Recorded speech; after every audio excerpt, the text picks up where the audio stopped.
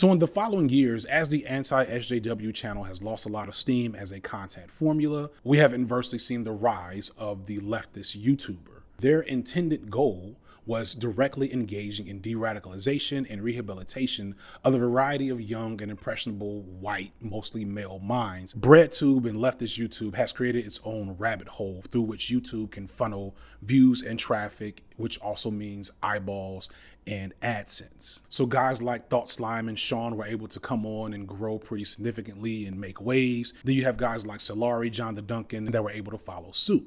As long as you are a white guy and you're willing to go through the rite of passage that is making your anti-Ben Shapiro video, you will have the opportunity to make money and sustain a career as a leftist content creator. But as I'm clearly alluding to, the Breadtuber and its consumers definitely fit a specific description, one in which YouTube clearly recognizes not as a social movement or a political ideology, but a target demographic. And because that demographic is largely white and largely male, and not an insignificant amount of those people that are in that demographic are low-key recovering from being white supremacists and fascists, that means a lot.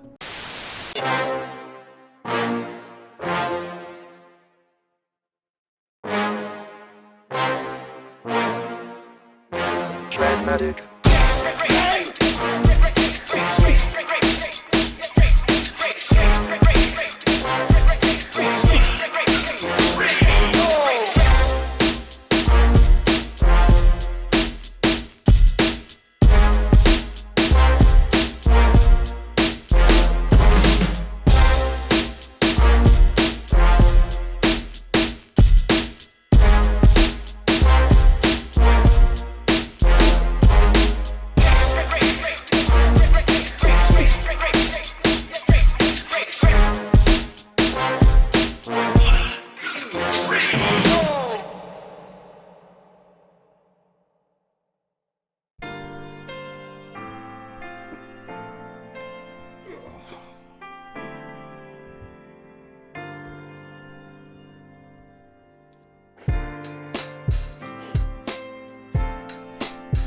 So let's talk about the elephant in the room, shall we? This is a YouTube silver plaque.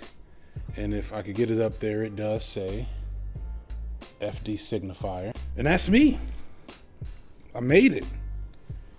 Started from the bottom. Now we here. And you know how much I love me some Drake. But much like Drake, this doesn't say as much about me as a content creator as you might think. You get this plaque by getting 100,000 subscribers, which is a feat. It is something that's unique and difficult to do. As there's 37 million-ish YouTube channels on the platform, and only about, probably at this point, maybe 280,000 will ever reach this. And I did it in a year. And to be real, I did it in like 2 months because I spent the first year trying to figure out how to get the algorithm to respect my gangster. And then finally, after a little help, which I'll get to later, and a viral video, success has followed. There's so much more to that story. It's much, much deeper than that, in fact. You know, thank you, right, to everyone who made this possible. Like, don't get me wrong. Definitely appreciate this. How did I get here? How did I make this happen? Am I just that good? And I will say, yes, I think I'm pretty good at this. Is it just, you know, a couple of connections? Did I join the Illuminati? Like, what separates me from the millions possibly of other black ran channels? Many, I'm sure, are trying to do educational, analytical content.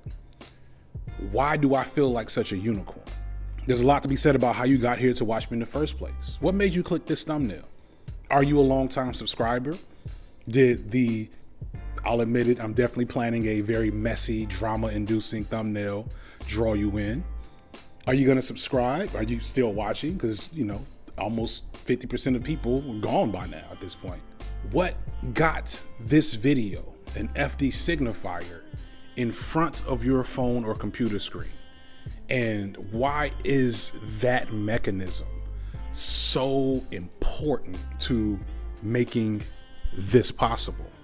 And not even just this, like the gold ones, the platinum ones, or just people that run a side hustle. There's a lot to that, especially when the video starts and you see this face. And that is even more significant in this educational Lefttube, Breadtube space, where you would think there'd be plenty of people that look like me. And there are, but I can't help but feel like there's a different set of pathways to success for content creators that look like me versus content creators that look like some of the people you saw in the intro. In fact, I'm almost positive, and I became aware of this before the blow up, when I finally just got to the point where I could get monetized. I was making this video called Black Men in Love on Screen, or something along those lines, and right now it's just called Black Men in Love. And I was working so hard on it, and I was so proud of it. I interviewed all these Black men from a diverse background of experiences, and I wanted us to talk about love and relationships from just our perspective in a way that I thought at the time was more complex and deeper than really most Black men got to speak on. And that was the response it got. And I'm still proud of that. It's probably one of my top 5 favorite videos I've done to this day. But do you know that video almost never got there? And it wasn't because of copyright. It wasn't because of a lack of effort. It was because something about the title, Black Men in Love, made YouTube flag it for demonetization and manual review. And it did it after the video had already been checked by the bots. And what I found out, and I'll put the footage here, is that what was triggering this manual review was simply the title, Black Men and Love. And it was galling that something as simple as talking about love from a Black man's perspective required a little bit more oversight. It's like, nigga, what you talking about? What's this really? And I've actually had the opportunity to talk to people within YouTube about what happened there, and talk to people who are experts in these spaces. And I understand what it is now, but it still shouldn't have happened. And what I've come to realize since then is that there are so many small pitfalls and larger barriers to Black content creators who don't want to do makeup tutorials or sports or drama, who want to sit in front of the camera and educate and commentate, to keep them from getting here. It's already hard enough to get here in the first place, but to get here as an educational channel, it's a whole different set of issues. And so this video is going to be explaining all of those things. And to get it started, as any good video essay channel should, let's get into some history. So first, let's map out the origins of Breadtube. Now, you can find a lot of videos that give you like the history of Breadtube and all of that. And like, I'm not gonna poo-poo that, but I'm gonna go in a slightly different direction, or at least go a little bit further back, because I think, at least for me, it's not just about who started it, but like, who was it started for? What was in the environment to make something like leftist YouTube, Breadtube pop and become a thing, become an area for lucrative content creation only a few years ago, after many years of the wild, wild west nonsense going on YouTube. YouTube started in 2005 by such and such, whoever these guys are. And then they eventually sold to Google. So I don't even know if these guys are still around, but congratulations, they got like $1 billion. Good job, guys. Initially, nobody really knew what to do with YouTube. It was a place to mostly share family videos. And sometimes those family videos would have 2 beautiful white babies with British accents, and it would go viral. And, you know, that was it. But early on, although it was still mostly nonsense, there were attempts at independent content creation by people like Ryan Higa and Fred and a lot of like OGs on the platform. And along with them, you did see the emergence of future crossover megastars like Issa Rae and Donald Glover. By the early 2010s, many aspiring entertainers were on the platform, making a mix of scripted, vlog, and reaction-based content and dominating the platform while making good money. For the most part, these figures were making content still in the mode of mainstream entertainment. Things were maybe a bit more varied and weird at times, but it was still sketch comedy, reactions to funny, interesting stuff, pranks, music, etc. The only real standout stuff that was unique to YouTube was the Let's Play gaming community, which to this day is a juggernaut on the platform, and the video essay, or its earliest renditions, I should say. The video essay actually has some official background in formal criticism in academia, but I don't really care. For me, the origins trace back to two figures, and these figures still to this day make content on the platform, and their content then and now is emblematic of something really profound and important to understand, because it spoke to who was making content and who that content was initially for. And it started the tradition that I like to call the angry white guy yelling at the screen, or the Augie for short, because you all know I like making shit up. These two men were the nostalgia critic, aka that guy with the glasses, aka Doug Walker, and the angry video game nerd, aka James Rolfe. Both started on the platform almost at the very beginning, and both would lay foundational pieces as to what was expected from the Augie video type content creator. The Augie formula was pretty simple and ubiquitous at the time. The Augie would introduce their particular topic of the day and discuss or critique it in a chronological order while yelling and making jokes. It was an interesting time, and like, I'm being glib about it, but no, this was a new frontier of entertainment, and for a sect of society that hadn't ever been so explicitly catered to, this was a big deal. This was the first time that socially marginal young men, the vast majority of which who were white and heterosexual, had this type of content geared to their interests explicitly. It was nerd humor. And because it was so unique, it garnered a huge following and diehard fans. It was definitely boys' humor. It's edgy and obnoxious, but so were we at the time. It was our entertainment. It was the type of content that could only be appreciated and made by socially marginal guys who spent their high school nights staying up late playing video games and watching Mystery Science Theater 3000. While the angry video game nerd chugged along fine on YouTube and has been a damn near one-man show this whole time, Walker would almost immediately leave YouTube for its at the time more serious competitor, Blip TV. There he would be able to more easily avoid YouTube's draconian copyright laws, but he also created a pretty unique thing at the time in Channel Awesome with his brother and their business partner, whose name I forget, and I heard he's kind of awful, so I'll just leave him out. They became like a new media record label, an umbrella imprint, and they recruited similar Augie-adjacent content creators to make content on their site. A lot of the people that were on Channel Awesome during its heyday are still making content to this day, with the most significant alumni being current Lefttube, Breadtube, juggernaut, crossover success, and in my opinion, the true innovator of the modern video essay on YouTube, Lindsay Ellis. Lindsay Ellis won a contest to get her own spot on the channel, which at the time was a relatively big deal, and immediately became a standout among the numerous other Augies on the website, as she was just, well, better than all of them by a pretty wide margin. In part, this was due to her just being razor sharp with her wit and funnier, even in that boys humor, edgelord style of comedy, but it was also because she added a level of expertise and sophistication to go along with the crass humor. And in the beginning, her content on the channel followed that same chronological riffing format as her Augie peers. However, Lindsay would eventually depart from that format and give us what I think is the most common template for most media-centered video essays, which is looking through her work thematically or technically as opposed to just summarizing it. Lindsay would draw upon sociological, historical, political, all these other elements to analyze a work in its entirety while still being funny, and it made her content really engaging, it made it challenging, it made it edutainment. I know not everybody watched Lindsay Ellis during this time period or before the last couple of years, and we'll talk about that later, but she needs to get her flowers and respect for making this a thing.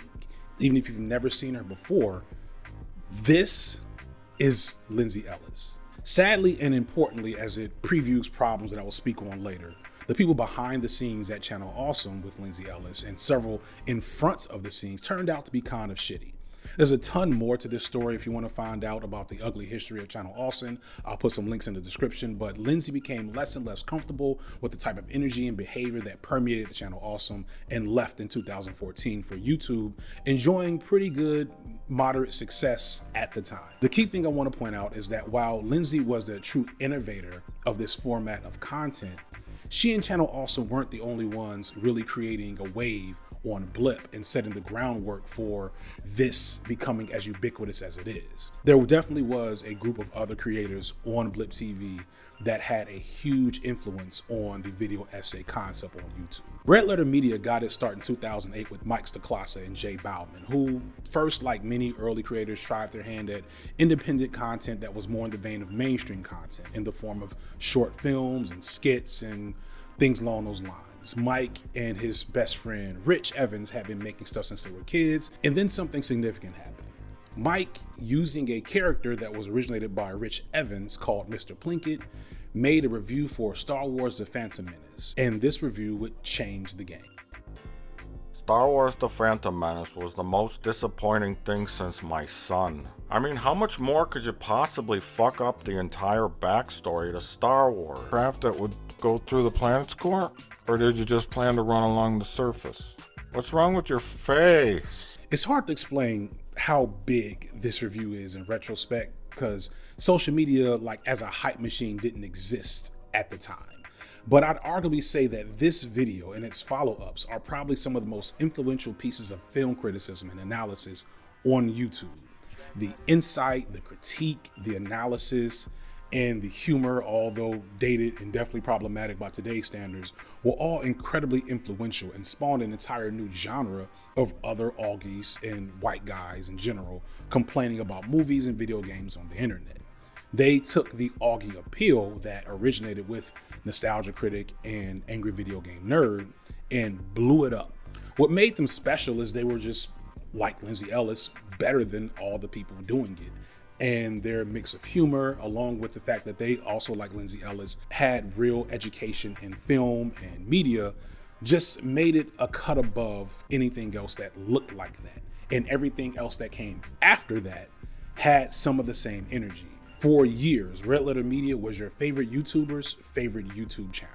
I'm not sure how much money you can make on YouTube at this time, but for Red Letter Media at least, who I know had a huge dedicated fan base, their Patreon was at least $20,000 a month for a time. And I remember because I contributed to it. For Lindsay, I'm not so sure, but the key thing is that not only was this format unique, it was also popular, it was lucrative, and it was garnering a lot of attention and a lot of copycats. One subgenre of the Augie formula that was able to do well was the burgeoning skeptic community. These Augies weren't yelling about video games or old movies that much, at least, but they were still very much in that Augie pattern, and their fan base was greatly shared with the likes of Nostalgia Critic, Red Letter Media, etc. Everybody probably except for Lindsay Ellis. Early on, their content was focused around critiquing culture and communities around religion. And I want you to remember that because this community is going to be very important very soon.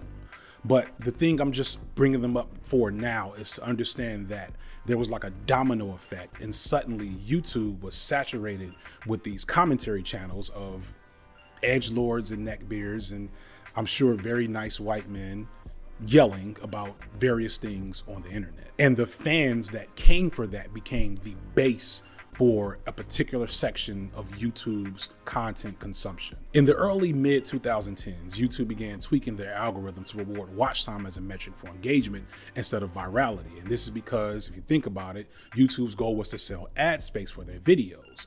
But a video going viral because it was so funny but only a minute long, shared all through Facebook or some other place, was not really bringing people back to YouTube to sit and watch. So what they started doing was promoting these content creators that could make these long, engaging videos, even if the videos were just them standing in front of a green wall talking. Now, actually, truth, it was even less than that. Like, some of these motherfuckers were just making waveforms or still images, and that was the whole thing. Some of these people are still doing that to this day, but we'll come to that in a second. So this made prank channels and skit channels get less and less opportunity to be big on the platform. And on the flip side, for those people who could regularly crank out content that was 10, 20 minutes long, that a listenership would sit there and listen to and or watch, that made them get boosted to the top. And coming back to those skeptics, if you could make people angry or upset with what you were saying, if you could stoke outrage, then you know, based on recent things with Facebook and Twitter, that this is some of the easiest way to fuel social engagement. So as an unfortunate byproduct of YouTube's intense homogeneity of whiteness and maleness, there was this bubbling undercurrent of ugly negativity, misogyny, racism, and general awfulness that was always pretty clear below the surface, but nobody was taking it seriously because it was just a bunch of nerds on the internet yelling about Star Wars. But what we didn't realize is just how deep the discontent and fury was in this community. So these guys weren't just angry about how bad the new Star Wars movie was. They were also angry that their hometowns were rotting after 20 plus years of desertion by American economics and politics in favor of global capitalism. They were angry because the religions they were taught growing up did not protect them from social ostracism and bullying as children, but now expects their obedience and dedication as adults.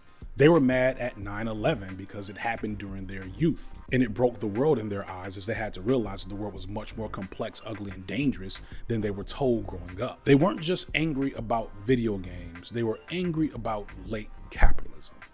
But they didn't quite get that. That was a little too complex of a narrative to follow. So they just landed on Muslims, immigrants, black people, and women. That was the problem, and so on. So they became reactionaries, but we didn't know that at the time. At the time, we just thought they were angry video game nerds. This reactionary energy of this wing of YouTube, but also sites like the Chan boards, Reddit, the Escapists, and tons of message boards that are relatively unknown, was really bad and really volatile, just waiting for something to set it off. They didn't know it, but they were looking for a unifying target to point all of this rage and discontent and anger at. And as soon as they got it, to be frank, it changed the world, or at least the internet.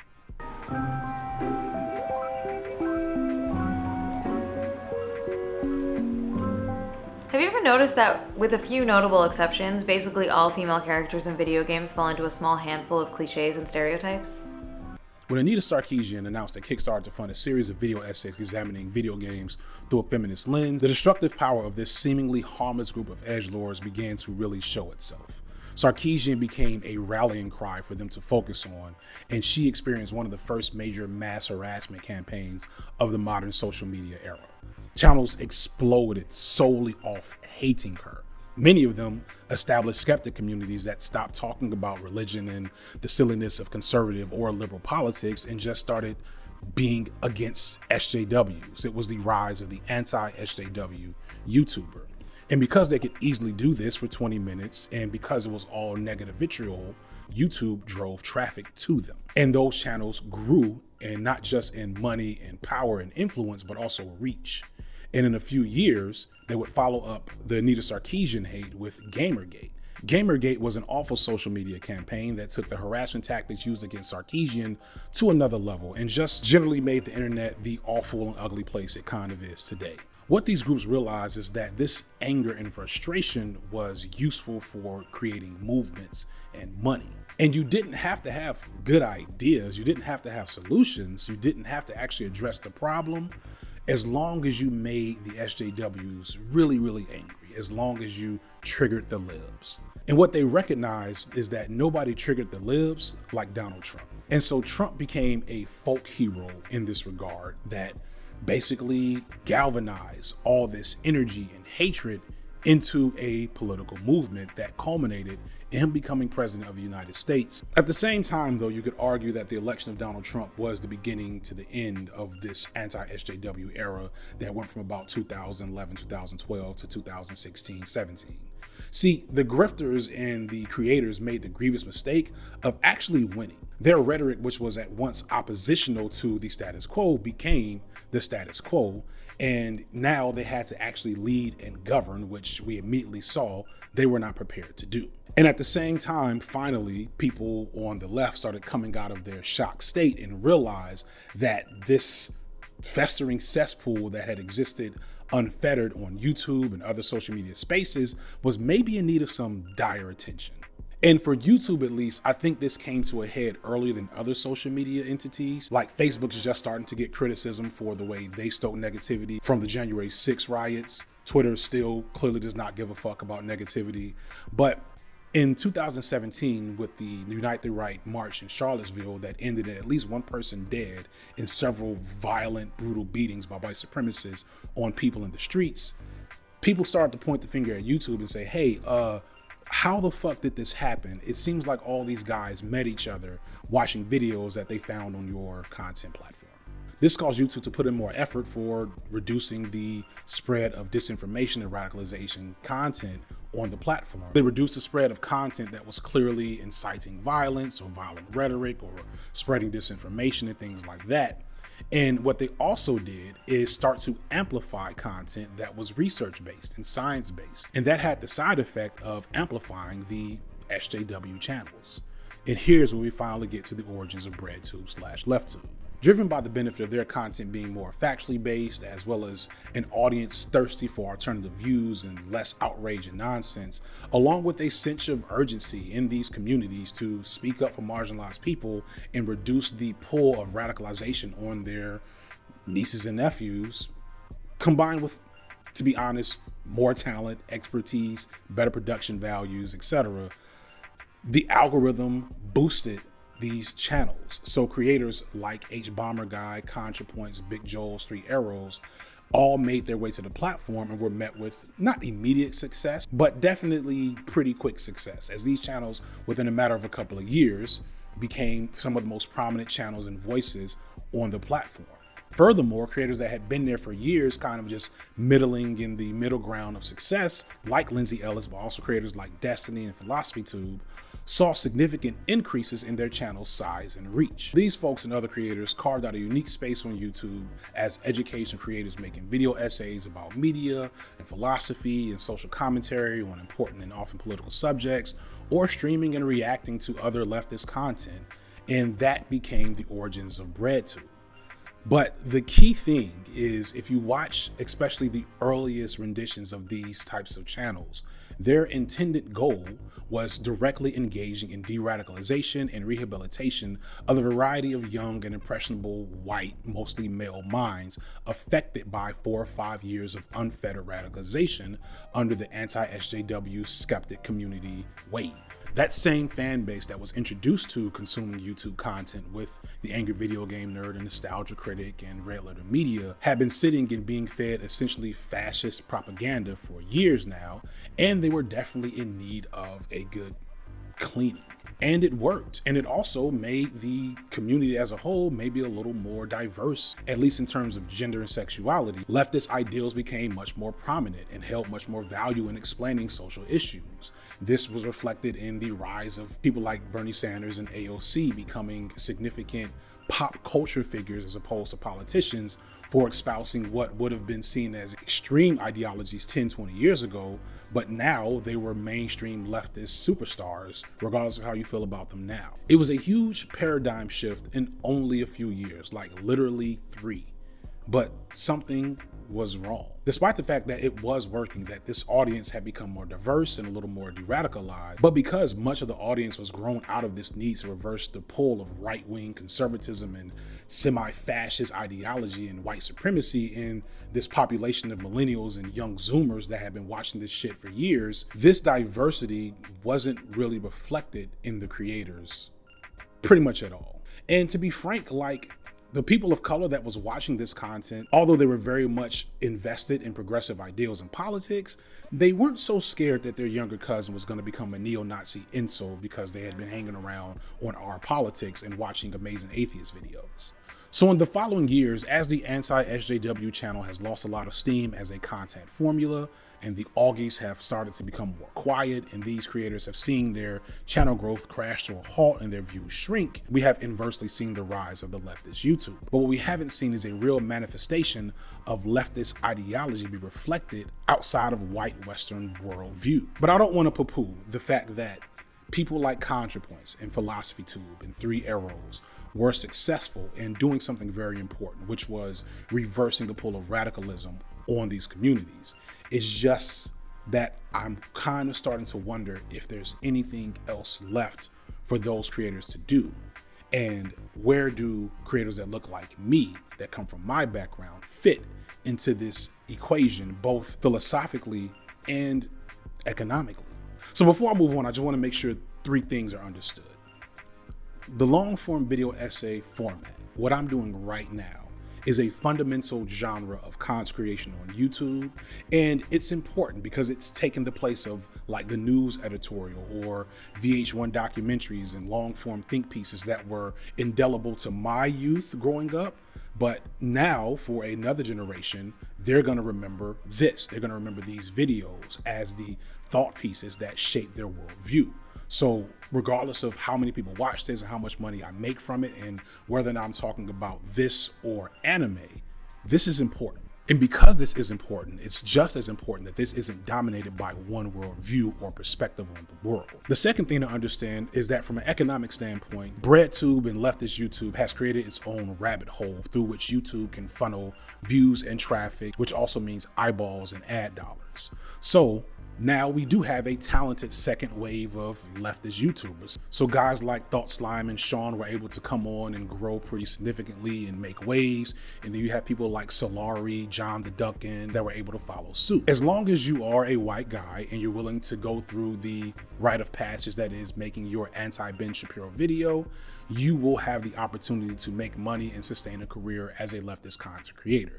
And like all shade aside, because I fuck with almost everybody I just mentioned there, this is an important thing. It's important for new voices and younger voices and voices with more energy that are willing to innovate to come and grab the consistently growing population of consumers on the channel, for people to attach to these creators, and hopefully they're able to cultivate not just a career, but cultural impact with these important topics that they talk about. But as I'm clearly alluding to, the Breadtuber and its consumers definitely fit a specific description, one in which YouTube clearly recognizes not as a social movement or a political ideology, but a target demographic. And because that demographic is largely white and largely male, and not an insignificant amount of those people that are in that demographic are low-key recovering from being white supremacists and fascists, that means a lot to how any content creator that doesn't look like the homie Noah Samson can get on this platform and, regardless of their level of talent and expertise in making content, go from being pretty much unknown to having one of these. But I just want to be clear here. I don't have this plaque because I'm so good at making YouTube videos. I don't have this plaque because I joined the Illuminati. I have this plaque because I got lucky, because I followed a trend and made a video that was better than most everybody else making videos on that particular topic.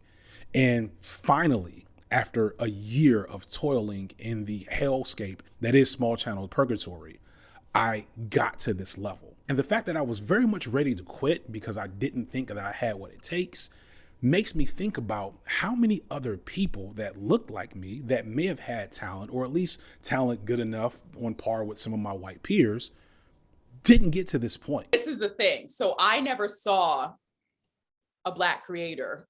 I'm just going to be honest, a racialized Black creator, or even a non-white creator in general, doing that sort of video essay, intellectual analysis, whatever. For me, I was just like, okay, I genuinely didn't even know how to look for those people. Like, because that's the thing. If you don't even know someone's name, how do you find them? You're searching for, what are you searching for? Yeah, I just didn't see Black creators doing the type of stuff that I wanted to do. So I didn't put my face in the thumbnail of my essays because I didn't think that people, I was like, okay, clearly the algorithm is not going to show me those people, whatever. So if you're constantly told, these are what these people do, people that look like this do this, people that look like this do this, blah, blah, blah, blah, blah, that's all you're going to think is the case. And when you see someone that's an outlier, it's a bit off. That's why I'm always surprised when people call me a breath of fresh air, because I'm like, I'm doing the same thing. I don't think that I'm so different, except in one way. I look very different. At first, I was like, I was pretty, and I talk about this in the video, but I was like happy to be associated with Lefttube because like the main like big figures that are associated with Lefttube are all people that I'm fans of, like ContraPoints and H Bomber Guy and people like that. Like I love their videos. Yeah. So I was like, yeah, if you want to put me in the same categories, then that's cool. Just as time goes on, there's like several different problems. Like the there's like the gatekeeping in the audience. Like, who's the real Lefttube? Who really belongs in this group? It became clear that Lefttube, like quote unquote Lefttube, was like it was like for white people, and not even just white people. I think it was like for like straight white people, and largely by white people as well. And that even as I just said, a lot of my videos are made with the fact that I have a white audience in mind. I don't, I'm not trying to be in that kind of space. And there's been like a bit of conversation about this nowadays, where it feels like academics and middle-class people, what have you, have been kind of gatekeeping, left-wing politics of, oh, you haven't read this theory, you haven't done this, and you haven't done that. And what ends up happening is the space becomes so predominantly dominated by white people. Yeah. By virtue of, it's like, oh yeah, black people don't have the resources, they don't have the language to say what they really want to say. But don't worry, I'm here. I'm gonna speak for you. Don't worry, I'm gonna stand up. It's me. I've got this. Right. And like, there's that dynamic. There's that relationship there. And I began to notice that really early. And I'm like, well, I know I'm not them, right? I know I'm not interested in that. I'm not like sitting here. Some people might say this, but like, I'm not really interested in sitting here reading you Das Capital. Even way back when, even before I identified with all this stuff and what have you, it was like that observation very early. This is just a bunch of white people talking over me. And I have no real interest in delving into that space. Oh, we back. No green screen for the rest of this. No green screen. What I'm trying to get at from the last section is that the very nature of how we tend to think about and conceptualize Breadtube and Lefttube is built upon shaky ground. It's built upon a framework that has some concerning origins. Origins that don't necessarily mean that Breadtube and the way it works is a categorically bad thing, but origins that speak to some of the problems and fissures that we're starting to see recently and probably have been seeing over the last couple of years as it's become this established and lucrative entity on YouTube. And so for this section, I want to get deep into some of the particulars and get some things off my chest, maybe. We'll see. One of my goals for this channel was create the type of content I wasn't seeing on YouTube. I am an avid consumer of educational content, especially around movies and media. And along with that, I'm in opposition to white supremacist capitalist patriarchy, and I love examining how that problematic belief system intertwines or sometimes rails against the media that I or others consume. I'm also a cis hetero black man on a health and wellness journey, seeking to better myself and other men who I feel like have experiences much like mine. I had my bubble burst in the last few years on the nature of misogyny and misogynoir and how that affects black women and black LGBTQ people and also other heterosexual black men and our ability to be healthy and whole, our ability to have functional relationships with the people in our lives, to be better fathers, to not die at early ages, not go through depression and not deal with substance abuse issues. So when my time on YouTube is up, my hope is that I will have impacted this space to maybe create a lane for other black men to step away from the regressive and toxic belief systems that are killing us or getting us to behave in ways that are hurtful to other people. That is the general goal I have for being on this platform. That, and now, of course, since I'm full-time, to make enough money to feed my family and live as good a life as I can. But when I started out, YouTube clearly thought my goal was to be another Kevin Samuels. YouTube is like a super big shopping mall, and each channel is like its own store. To make it easier for shoppers to find out what they want, the mall collects data on the viewing habits of each viewer, and it uses that data to organize both viewers and channels into rabbit holes. All of this is automated by AI bots and machine learning, and all shade aside, It's pretty impressive what they're able to do. But these bots have no soul, no conscience, and most problematically, no concept of social justice or responsibility. Sometimes it interfaces with policy and law, and legally also the landscape is very interesting because a lot of the laws apply to humans. Laws apply to business institutions, they apply to entities who are making a decision. There is some responsibility, there's a party that's responsible. But with algorithms, who's responsible? Experiences have been threefold on this front. So the first is, what you're doing is illegal. You have to stop doing that. Advertising, as you mentioned, if banks actually target customers for credit card applications and loans by their race or gender or nationality, this is protected by the law and they're not allowed to do that. So it's illegal. The next one comes to, this is unethical, and that's the far extreme, right? This is unethical. And then the companies might be like, why do we care? Does it actually tie into our business model? Are we losing some money because of this? Without this social responsibility effectively engineered, YouTube will and has funneled creators and viewers around in ways that reflect the biases and prejudices of the population it serves. On some level, this is just the reality of the platform, at least here in the States. And there's nothing to do about it. There are more white people in America than anyone else. There are more white consumers on the platform than anyone else. There are more white creators on the platform than anyone else. So the whims and tastes of white consumers are going to be imported for pretty much anyone trying to find an audience. But at the same time, YouTube is huge. There's still plenty of opportunity to find an audience if you have talent and you can figure out how to work the algorithm. The problem is that these rabbit holes that are created by the algorithm, which is filtered through the biases of the people watching, can greatly hide a lot of what exists on the platform, to the point of having people living and viewing in very different worlds based on the sectioned off walls in the shopping mall. For example, we often think of Mr. Beast as this huge figure on YouTube, and he gets tens of millions of views.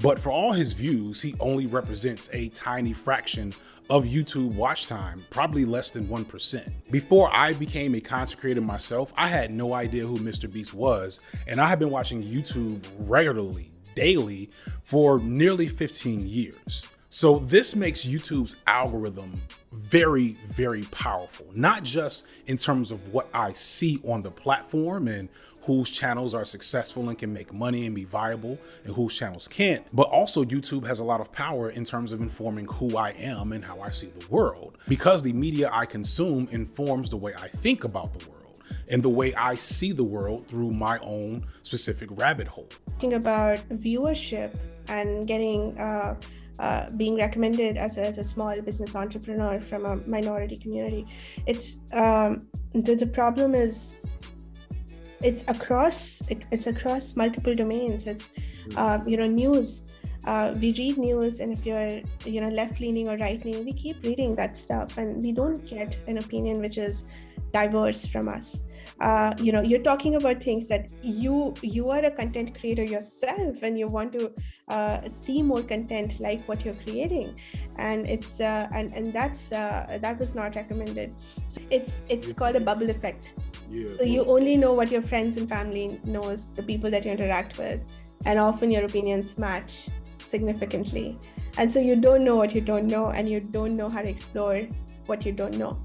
And because this function of my identity is being shaped by a machine whose sole purpose is to extract capital, it's far more likely that my biases will be confirmed and possibly even enhanced than they are to be challenged and reevaluated. And it's likely for a lot of consumers of YouTube that they will be segregated by political, cultural, and ethnic lines. Which is ironic because one thing YouTube doesn't actually directly collect is race, although I'm confident that racial lines get created by the algorithm all the time.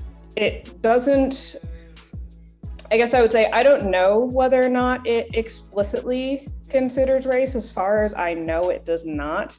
But there are certainly other, trends that you can look through people's data and kind of back out race from. And that's true across like most fields of machine learning and data sets and stuff like that. There's lots of ways to pull race without actually having to explicitly codify it. See, why you can't check a box anywhere on YouTube that tells you what race you are, I'm pretty confident that the algorithm figures this out on some level, or at least enough to have some effect on what you end up seeing. And this leads to Black creators making Black-oriented content like, say, hair and makeup blogs or lifestyle blogs, sports, etc. Those types of creators have, I think, effective ways of building audiences on a platform that are well understood by the algorithmic patterns in the system.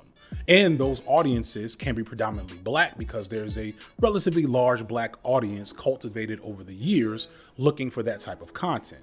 If you're into sports, there's a strong chance you're going to get shown a video from Destroy Ying. If you're into makeup, you're probably going to find Jackie Aina. And if you're Black and into gaming, you're going to find Corey X Kenshin.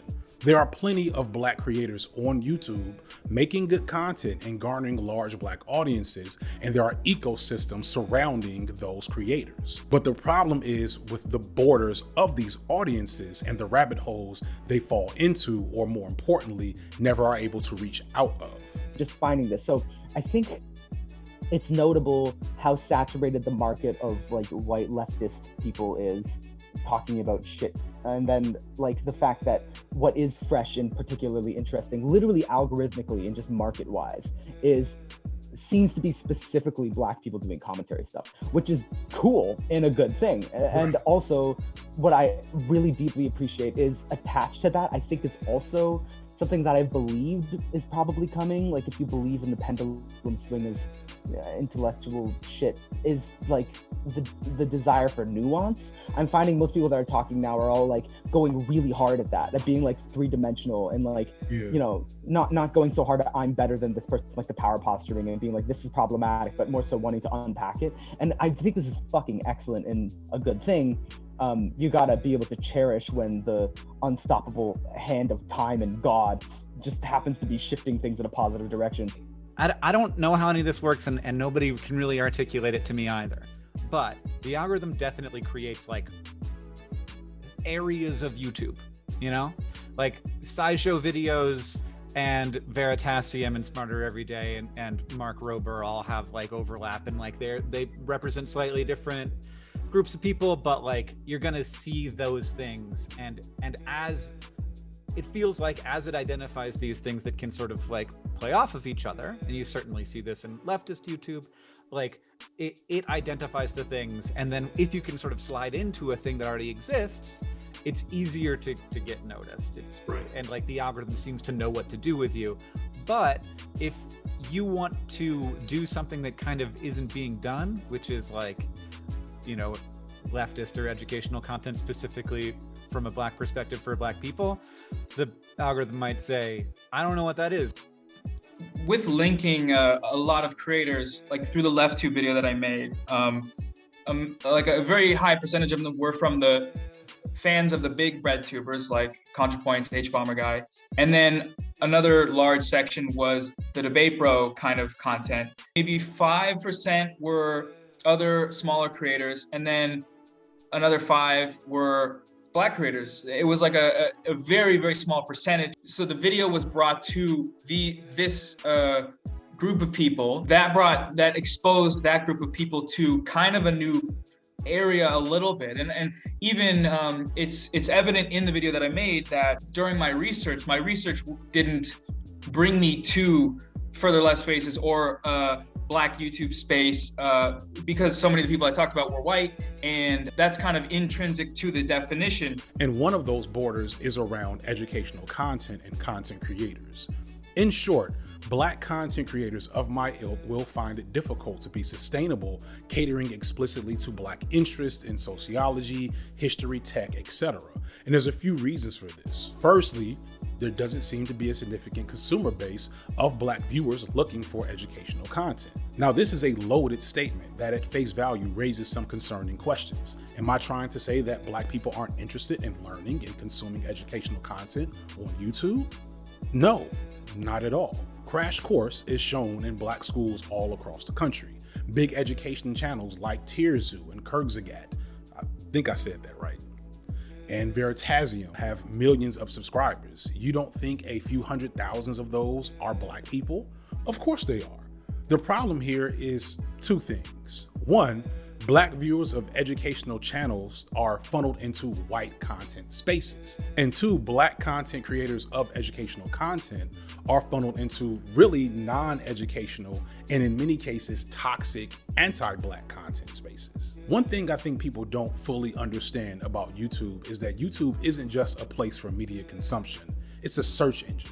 And people often find media on YouTube while looking for specific things. And I don't know the exact mechanism of how this next part works, but it's clear that YouTube will start trying to define your algorithm and find your place in that big shopping mall as soon as you start clicking go on videos. So let's say you're a Black teenage boy trying to figure out how to talk to your crush. I know that's something I might have searched for when I was a teenager if YouTube was around. And all it takes is one click on a ABBA and Preach video, who for my money are on the milder side of what many might call the Black manosphere, and your path could easily be set to becoming a Black incel.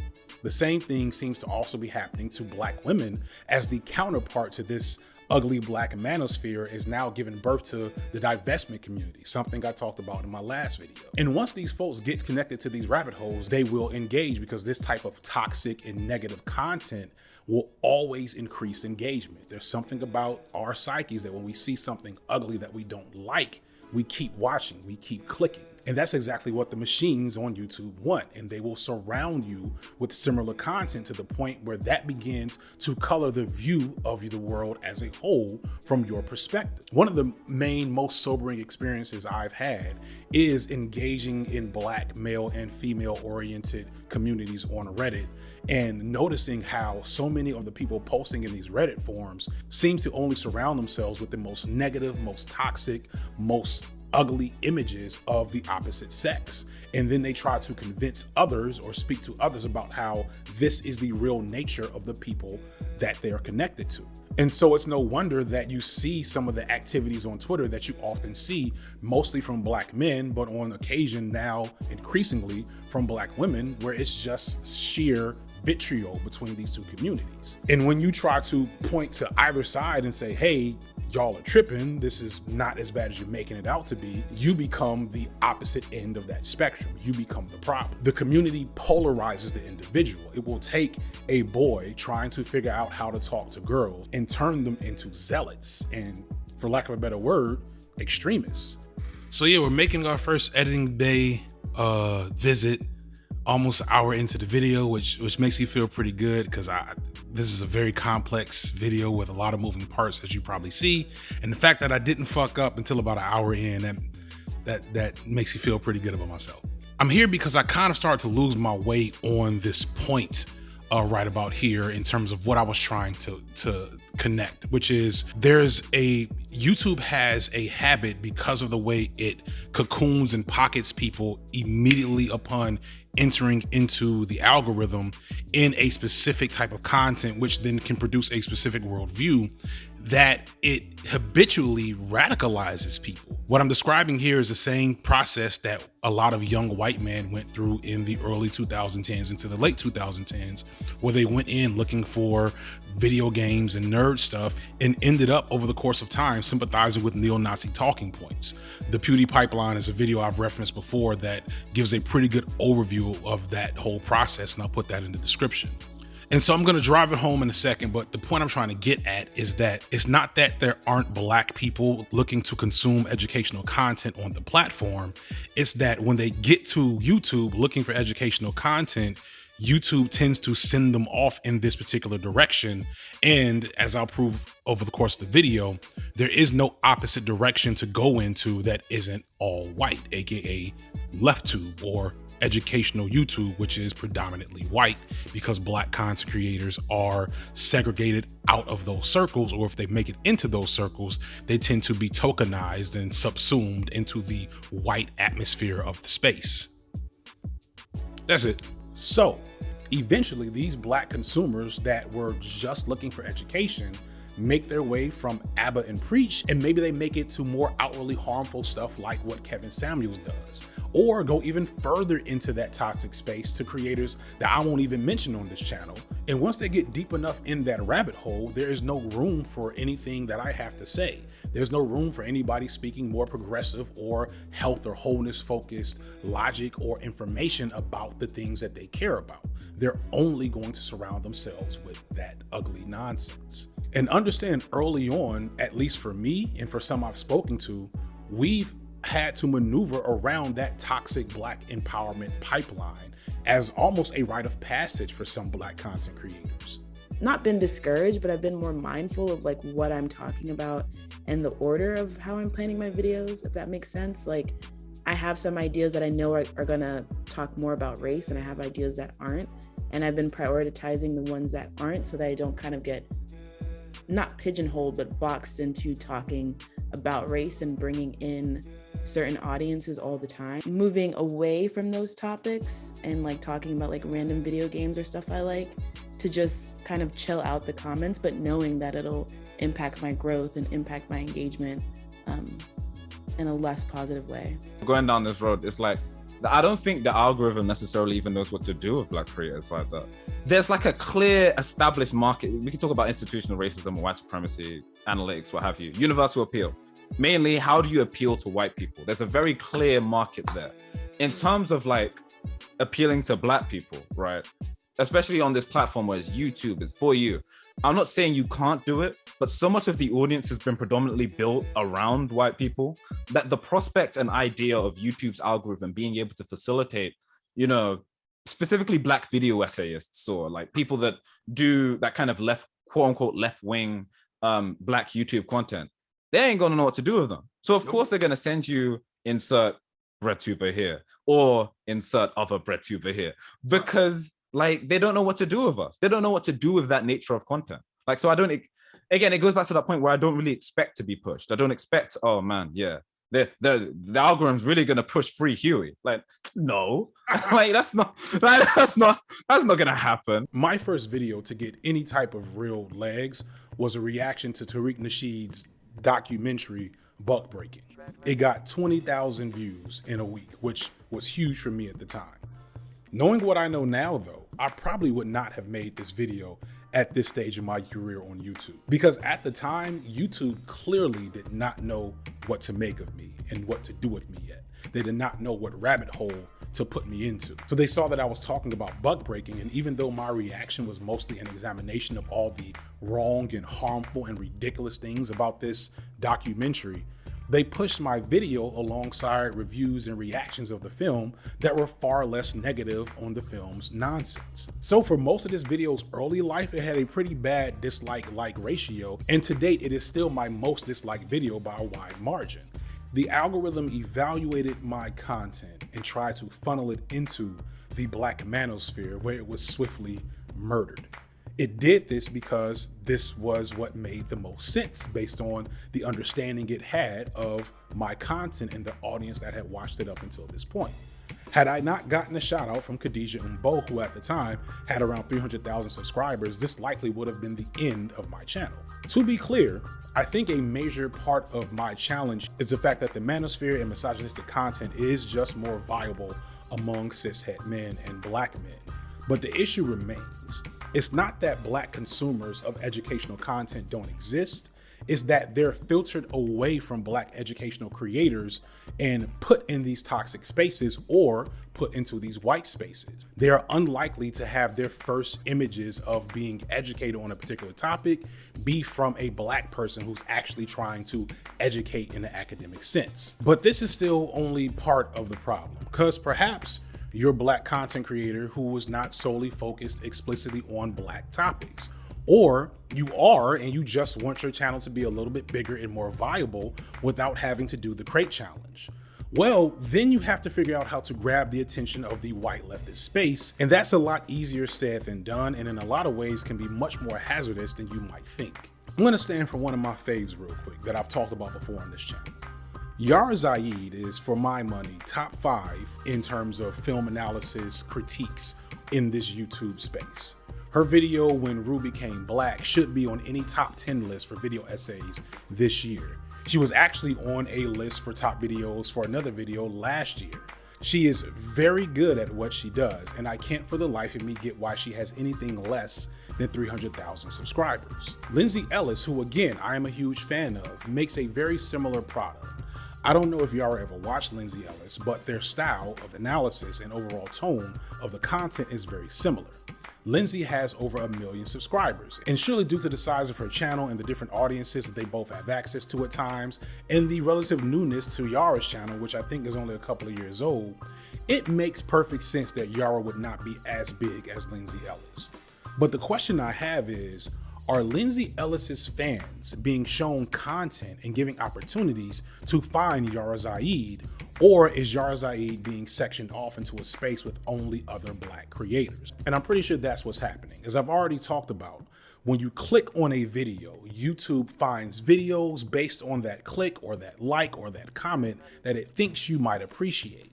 But it only can inform itself based on other data that is collected from other users. And it's not separating channels based on size or race or influence. It's solely based on what it gleans from the consumer. I believe the current recommendation system, or at least the last paper that Google published on how they recommend content, is based in a kind of machine learning called reinforcement learning. And so the idea is that instead of necessarily funneling a bunch of variables into something like a neural network and then predicting like, here's the video you want to watch next, you have this system that can kind of look at the probability of you liking, content that is in the lifestyle niche. I'm sure that factors into how the algorithm kind of breaks down what categories you fit into. And so a lot of the time, the people who are developing the systems they're not on Lefttube, or they're not a person of color, or they're not a woman. And so they're not thinking about how a system might be used for harassment, or how a system might make it easier for certain creators to go over other creators or anything like that. There's a tendency to focus on tactics. Am I going to use this end screen thing, or am I going to add these keywords to your video? Those have such a small effect, but you sort of hinted at what is actually a very high level way to think about these things, which is that your goal is to get people to not only watch more of your stuff, but watch more stuff on YouTube.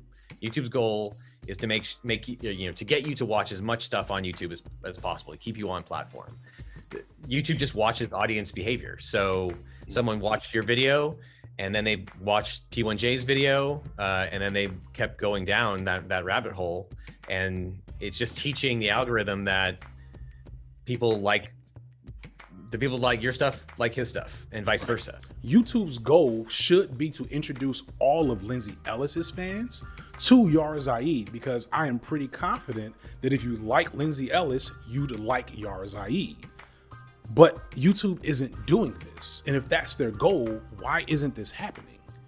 It's because, as I said earlier, the algorithm reflects the biases of the population watching them, whether those biases are overt or covert. Thumbnails are a huge part of pulling traffic to your videos. One of the most well-known best practices in making thumbnails is to put your face on it, which I'm sure is even more true if you're attractive, or at least not afraid to have people see you on camera. People are more likely to click thumbnails with faces looking back at them. They want to connect to whatever there is that they're about to watch. But for Black creators, I don't know if this works all that well all the time. I think it's a double-edged sword and probably has unintended consequences. We can assert from a strong body of sociological research that implicit bias against Black skin is a thing. There are numerous studies that show people see Black people as less trustworthy, less hardworking, etc., just on appearance. And there's plenty of studies I've talked about before that show even just judging a name to be attached to a Black person can lead to preconceived negative opinions of said person. So it's not a huge jump in logic to think that many white consumers of educational content will be less likely to click on Black faces in the thumbnail. Yeah.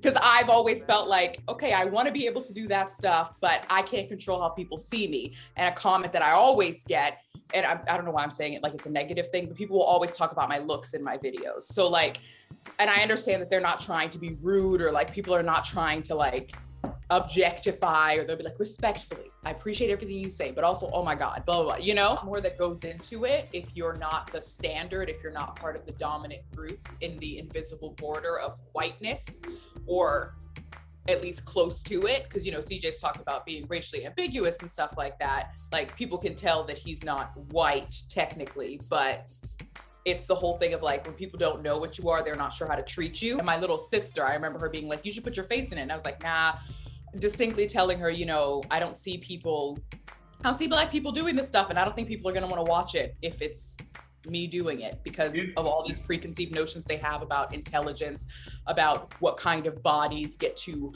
and I've said this in a video before, what gives you the Black right to occupy intellectual space on YouTube. Now, these biases are less prominent among Black people, so creators like Jules and Khadija Mbo, or people like KSI and Corey Kenshin, are more likely to develop large Black audiences early on, partially because Black viewers are more likely to click on their faces, and partially because they talk about topics that concern Black people and Black women that have Black texture in the content. And when that happens, the algorithm recognizes who is not interested in that type of content, and the rabbit holes begin to segregate. And even though Yara Zaid is a lighter-skinned Black woman who barely shows her face in her content, the Black orientation of her content is likely to eventually pull that same Black audience and make YouTube's algorithm recognize this, which separates her from her contemporaries who are doing very similar content on a much larger platform to a larger audience. Without ever collecting any data on race, we see content that is very similar in style being segregated because of the algorithm. And now we get to the elephant in the room, because the algorithm, as I said, is a machine. It's a robot. It reflects the biases of the consumers who use it. And the ugly reality is that a lot of white consumers of leftist Breadtube content are not as interested as they like to pretend on actually listening to Black voices. Or even if they are, their implicit biases make them less likely to find and click on content by Black people. In preparation for this video, and in just wanting to test out how to improve my channel's reach, I took my Black face off of pretty much every thumbnail of any video that I've made up until this point.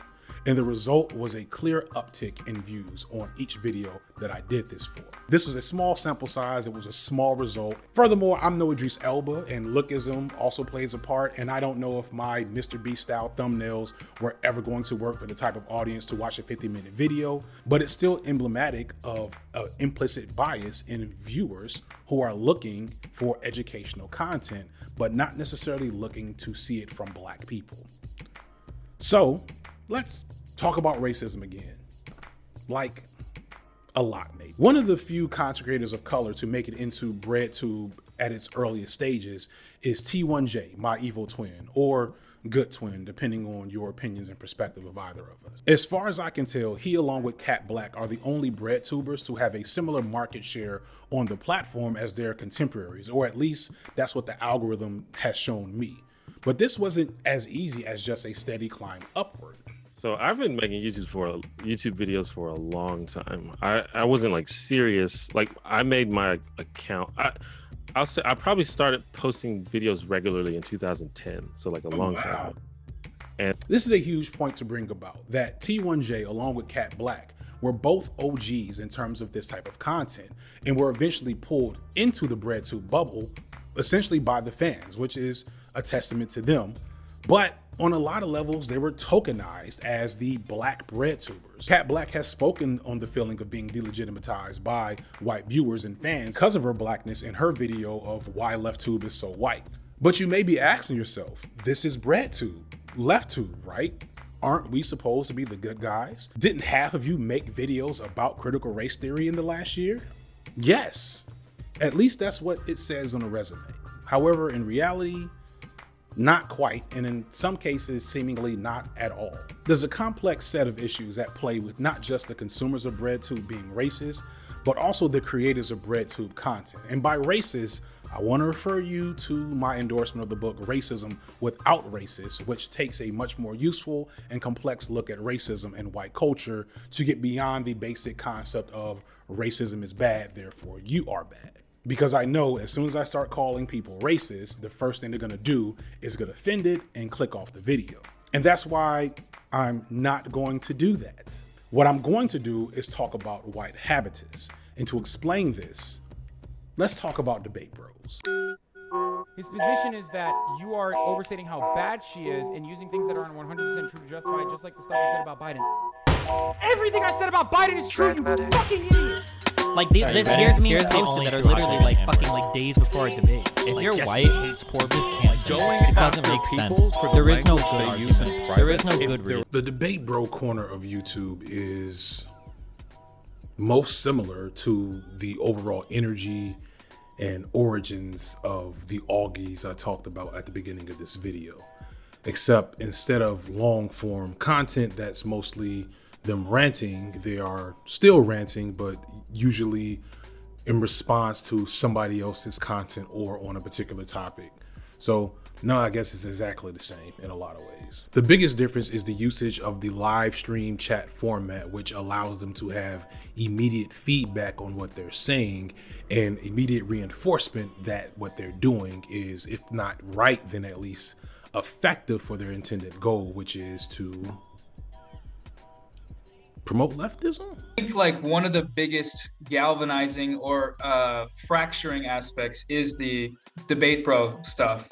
The discourse has shifted from Breadtube is a thing, it's the video essayists, they're growing, to creators talking about Breadtube as, well, now the debate streamers, because they are leftists, are included in Breadtube. No, because they are prominent and have large audiences, critiques not only aren't as salient or they don't go as well, there's quite a lot of conflict because they're already big. They kind of have this confidence aspect and this a little bit of demagoguery and a little bit of affirmation from streaming all day and talking about stuff. And it's not that they're not talking about issues, it's that there are blind spots. This is way too close to my face. That's better. This formula for content is enjoyed by creators of various political ideologies in these stream spaces, mainly because it probably lends itself more to parasocial relationships than other forms of this type of media. But debate bros, as we call them, are unique in that they are A, left-leaning, at least ostensibly, and B, get their name because they do debates on their platform. And I put debates in quotes here because these aren't actual debates. They don't usually have moderators. It's mostly them arguing against another person. It's a argument. They're argument bros. Hold on. This is my favorite. Hold on. Her sister was a witch, right? And what was her sister? A princess. These debates are often against people with significantly opposing viewpoints. And I'm just going to keep it real. If you haven't already figured out, I don't really fuck with debate bros. I'm going to resist being extra uncharitable and doing a montage of all these snippets and bad takes that I could find, because I don't want to poison the well too much here. And I don't want to reduce them to their worst moments, because I wouldn't want anybody to do that to me. And furthermore, to be charitable, I don't individually think that these are bad people or even that they need to be ousted from the left.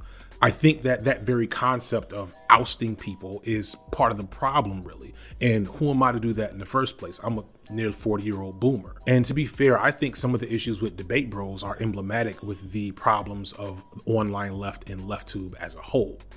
See, if the origins of Breadtube or Lefttube were greatly to offer counter arguments to racists and fascists and to be venues for de-radicalization for mostly young, straight white men, like if this was a war of sorts, then the debate bros were the frontline fighters in those battles. While PhilosophyTube and H-Bomber Guy were the generals providing high level and in-depth arguments against these fascist ideologies, the debate bros were the skirmishers and the foot soldiers. It was Destiny and Hassan and Vosh and Xanderhall and probably some others that I don't know about who thrashed at the forefront, regularly debating with professed white supremacists and other deplorables, battling for the souls of their fellow edgelords. And all snark aside, I'm not gonna poo-poo the role that plays in leftist discourse. I do think you need people with lived experience on the forefront of such a movement, engaging with their peers in a way that people outside of that group can't do. You need that to support the growth out of harmful and destructive ideologies. That's partially the basis for this channel. I was not always a progressive and forward-thinking intersectional scholar about gender and masculinity and feminism and whatever else. It took me to spend time dismantling toxic masculinity and patriarchy within myself to get to this point. And I think as a man with lived experience who understands the nature of Black masculinity, I am better equipped than my Black female contemporaries for engaging with this group. But there should be some parameters. See, debate bros, much like the warrior classes that they play in their RPG games, don't know how to do much else but fight. And their viewers tune in not to really learn anything, but for blood sport. Their fandom hinges greatly on parasociality. These guys don't have a lot of original ideas or assessments. They have a baseline knowledge of leftist theory, which, I mean, that's all I really have myself. And of course, they stay abreast of current topics because that's their job, but they severely lack an effective praxis into the content that they are often responding to. What they have are strong personalities and skills of sophistry. And for now, their ideological basis is left-leaning. So their fans tune in to watch them just talk, make jokes, play video games, and react to the more in-depth work of others, sometimes for hours. And to be fair, if I had it in me to watch the 3 and 4 hour streams of these guys talking and playing video games, I doubt I would have anything negative to say about 95% of what they do on stream. And I understand that when you're talking for that long, you're liable to say some things that maybe you wish you hadn't have said. But there's a limit. That extra 5% and the patterns evident in that 5% are concerning. And this is because while the ideological basis of these guys on paper is good, the energy and rhetoric and vibe of these guys isn't. The scary reality is that the very homogenous nature of their fan bases, who are fresh out of radical hate-filled movements, and the way these people react and respond and behave on these streams, from a distance, when you see a debate bro debating a white supremacist, you can't easily tell who is who. Like one thing that I noticed, and I've talked about a little bit like on Twitter and stuff, is I don't want to be like I'm old school or something, but like, back in the early 2010s, there were all the like anti-SJWs and all those people. And a lot of these like white leftists are like indistinguishable from them. Like they talk the same, like Ooh, dude, I got chills because I'm happy somebody said it. Because like sometimes it's literally like word for word, like they use the same arguments, like it's wild. The same tactics. Yeah. And this problem with debate bros and their fandom, who understand make up a very significant chunk of Lefttube viewing, including my own, is the problem of most white Lefttube, both creators and consumers, which is for all of the theory and research and outward rejection of white supremacy on paper, the vast majority have not taken the time to dismantle the white racial frame through which they see the world. Even the ones that aren't technically white still operate very well within a white racial framework. In fact, this white racialized framework is kind of great significance in terms of how they maintain credibility with their audience and their opposition. The thing I think a lot of white perpetually online leftists don't fully engage with is that they come from the exact same communities as their neo-Nazi, fascist, alt-right enemies. If not for a coin flip, these are the same people. They played on the same sports teams. They ate at the same lunch tables. If Destiny and JonTron went to high school together, they would have likely been best friends until maybe they went away to college and one took, philosophy and the other one sociology. They, and a lot of what makes up the white online left, have yet to fully engage with the following question. What was it inside you or inside your worldview that ever made fascism appealing in the first place? It's not just Sargon of Akkad videos. It's not just that you were a nerd and a social outcast, or you liked gaming, or you had some trouble growing up. Critical race theory, which again is something that almost all of these guys did videos on this year, tells us what it is. It is the construction of a white racial frame, aka white habitus. And just as a quick aside, Did any of you watch a critical race theory video not made by a white creator? If you searched it on YouTube right now, according to your algorithm, could you even find one?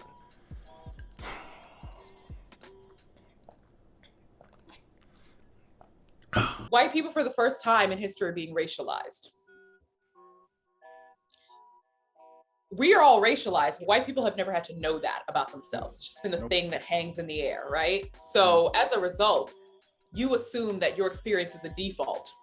You assume that so even if you are the most well-read, the most well-respected, whatever, even when I was watching these videos and stuff before, I was just like, yeah, I can take some of the points of some of these philosophers, but you need to know that some of them were the ones who set the precedent for things like phrenology and eugenics. You know what I mean? We need to know that some of these folks were most likely very racist. Eduardo Bonilla Silva describes white habitus as essentially the habitat from which whiteness is understood, created, and reinforced. It's the social, economic, and ideological living conditions of white people, often greatly segregated along racial lines, and as such, there is the development of cultural and moral norms centered around whiteness and apart from people of color, who are often, as a byproduct of this centering of whiteness, relegated to a lower status and othered. So even with the best intentions, the behavior and viewpoints born out of this space is still going to be rooted in racist frameworks unless the concept of whiteness is addressed. Essentially, if you read Marx and Trotsky and Gramsci and What You Want to Do Ski and whomever else, but not Du Bois, Fanon, Hooks, Crenshaw, etc., you might be a leftist white supremacist.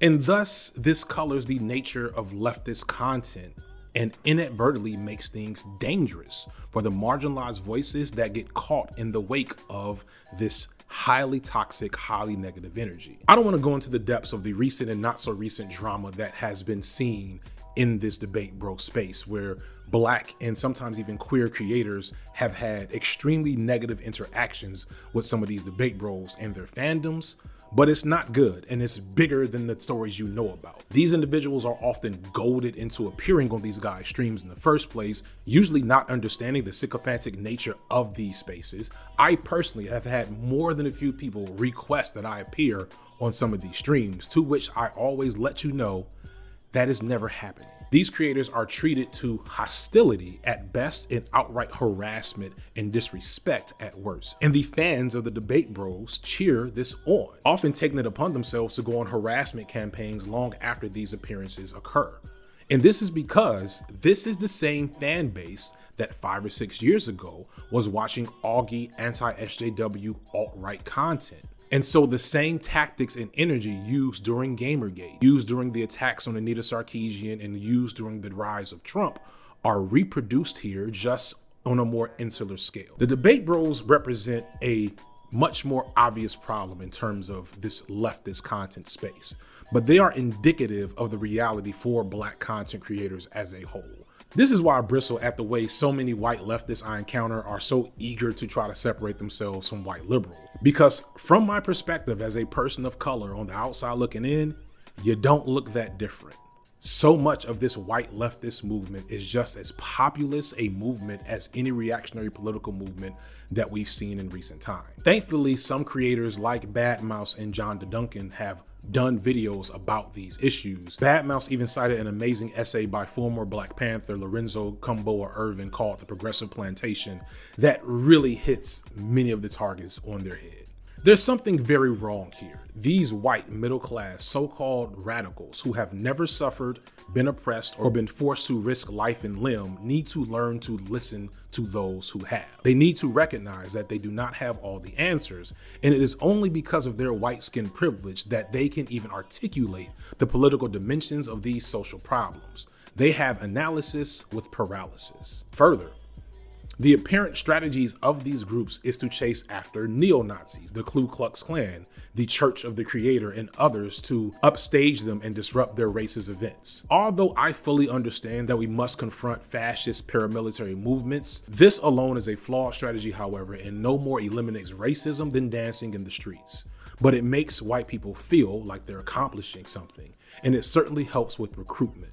But as a person of color, I do not feel this movement in any way ensures my safety from violence by white ring paramilitaries or the police. At the end of the day, for a lot of white leftists, this isn't about politics, it's about identity. It's about belonging. It's about not being like those guys, which I get. But for Black creators, when this is the community that we need to rely on for viability on this platform, it's like we can't even effectively participate in discussions that are explicitly about our own survival. But here's the thing, to throw folks a bone, it's not as bad as to be hopeless. I mean, I got this plaque. Where's my plaque? I got this plaque at the end of the day, right? So, you know, everything's okay. Let's go back to that Bo Burnham video, which again saw an increase in viewership or an increase in viewership click rate when I took my black face off the thumbnail. And I know the success of that video which is responsible for this plaque, is not really due to my opinions as a Black man explicitly, but the gravitational pull of Bo Burnham's inside that boosted my video in the algorithm. While the click rate on this video went up when I took my black face off, the thing is, the engagement stayed pretty much the same. When they actually saw a black face come on the screen to start talking and heard what I had to say, people did not click away. This is why it's implicit bias. I mean, I'm trying to throw y'all a bone, like, feel me here.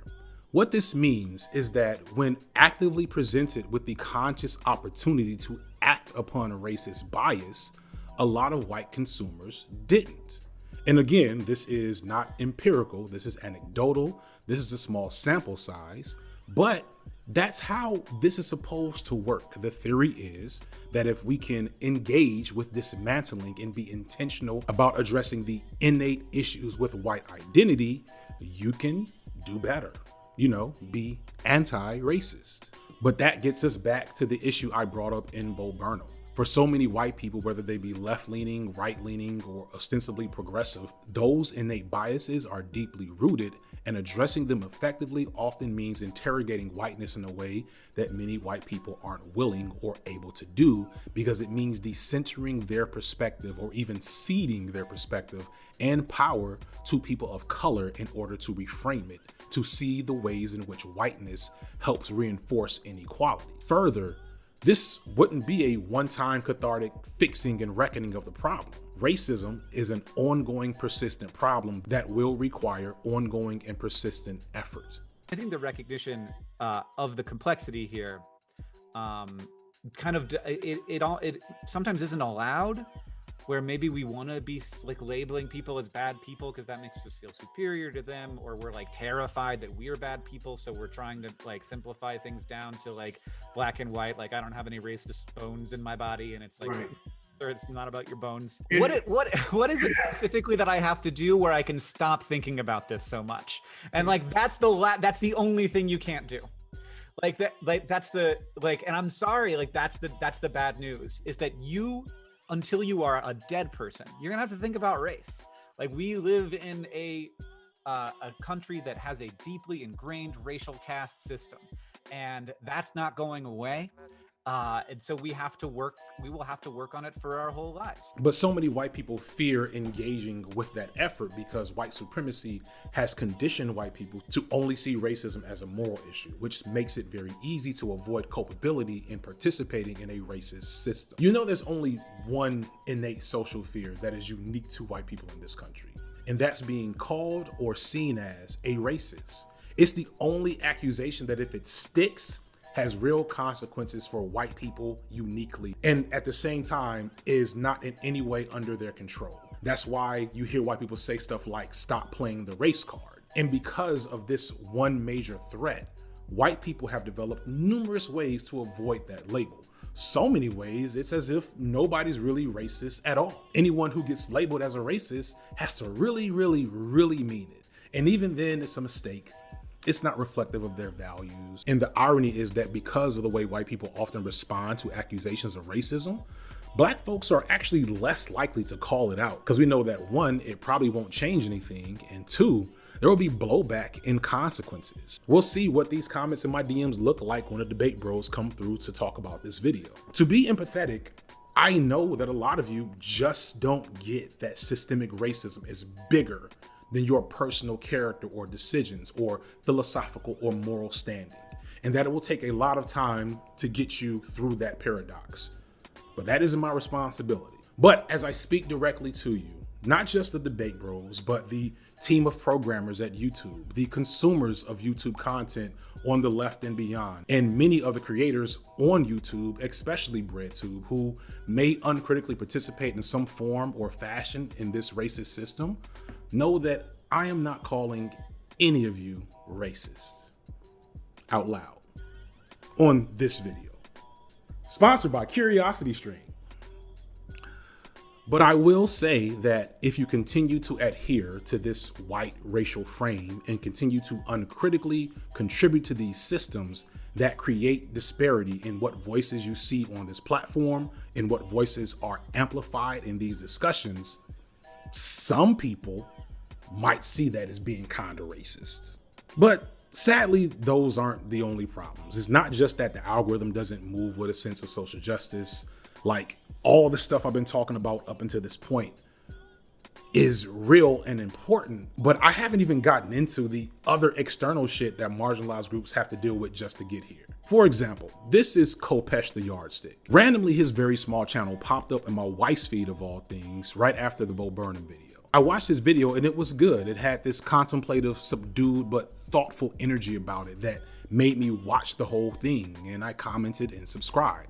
And since then, he has continued to make videos, and I've watched all of his new stuff he's released since then, and he's good and deserving of more attention. Seriously, check him out. This is Victory. He popped up on my feed as well, and he mentioned me in one of his videos, which made it easy to find him, but not because I search my name all the time on YouTube. Victory's videos are also pretty good. It's more in the classic commentary framework where he picks a topic and speaks to the camera, but Victory is funny and energetic and can even do a mean praise dance. Once again, you should definitely check him out. He is deserving of more eyeballs. I don't know anything about either of these guys, right? Like their background, their financial situation. I assume both of them are still living with their parents, etc.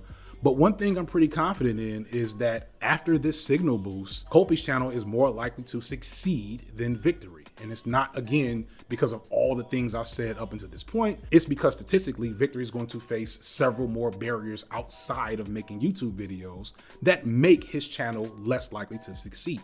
Now, again, this is me stereotyping these two people. For all I know, Kopesh is living in abject poverty and Victory's parents are both doctors and bankers or something.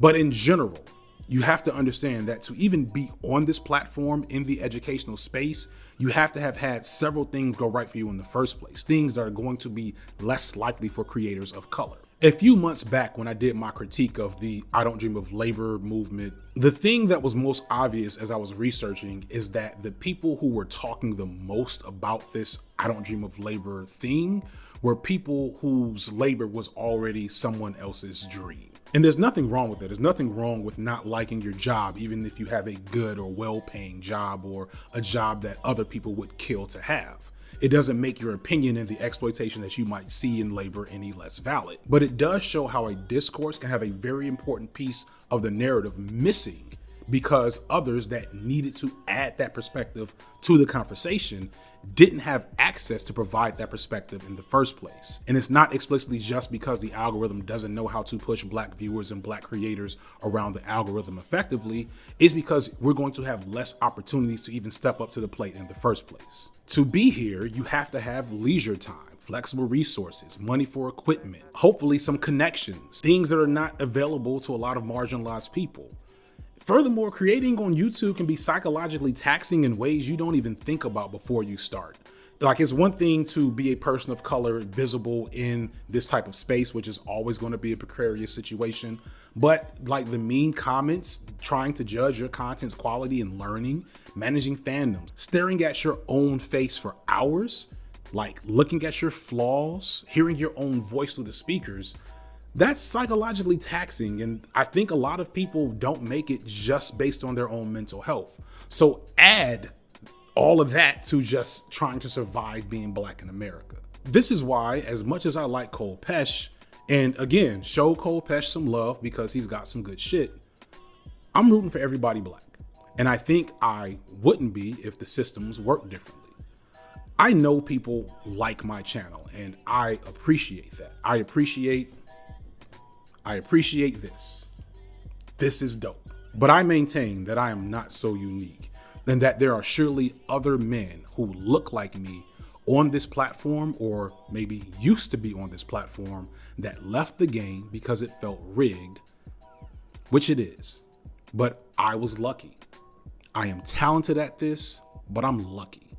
And on a platform where everyone can create, and especially in a section where we're supposed to be the progressives, I shouldn't have needed this much luck. What all of this amounts to is breaking bread, as in there's a full meal at the table and everybody can eat. And this isn't explicitly like a money thing, it's a discourse thing. It's having Black consumers of leftist ideology being left out of the most important platform for spreading leftist ideology.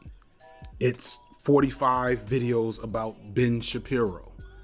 I'm not saying to not do your Ben Shapiro videos. I'm saying we need to break bread. And that means that a little bit of everybody in this community is going to have to reevaluate the way they've been moving through this space. And if you're not up for doing that, I don't know what to tell you. It's not my responsibility. It's still fucking Tuesday.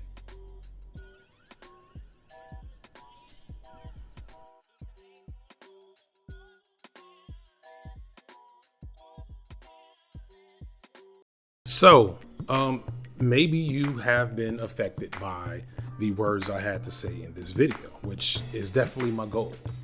Maybe you're thinking right now, man, I really want to talk to FD Signifier to probe into some of these concepts and conversations about race and implicit bias and maybe even the algorithm.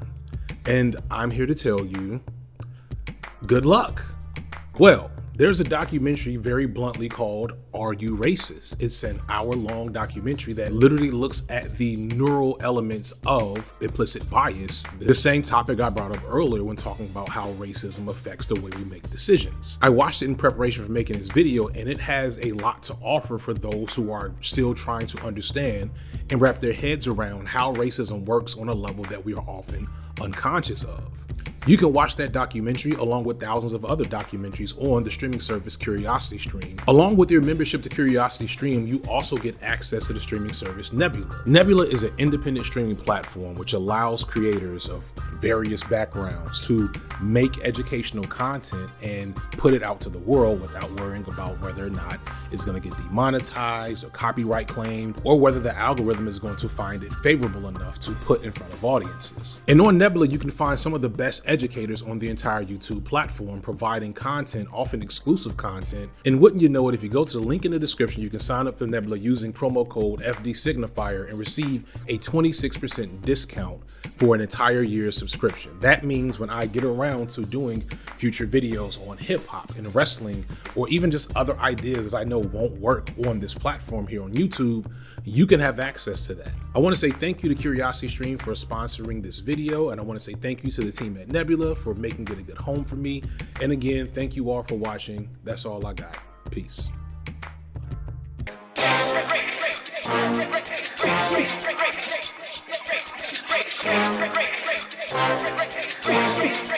Great.